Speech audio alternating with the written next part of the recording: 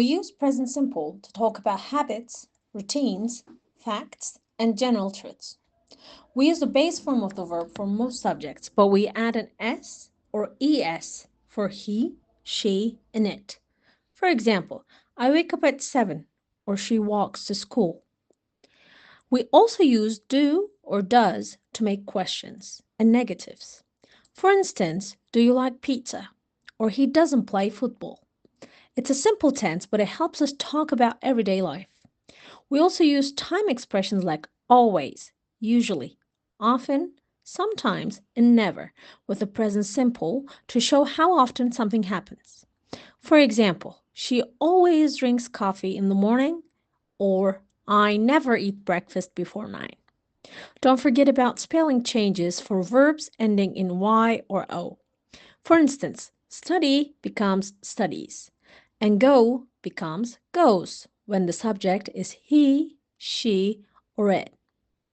Also, for questions and negative sentences, remember that the main verb stays in its base form. The helping verb do or does carries the tense. That's why we say, does he like music, and not does he likes music. The present simple is not used for actions happening right now.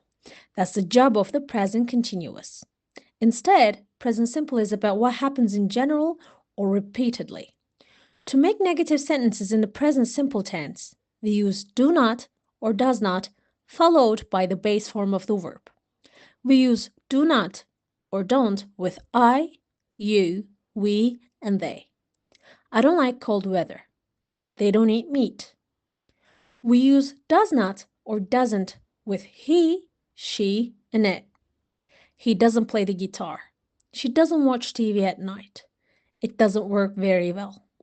Notice that the main verb does not change in the negative form, even if we usually add s in positive sentences with he, she, or it.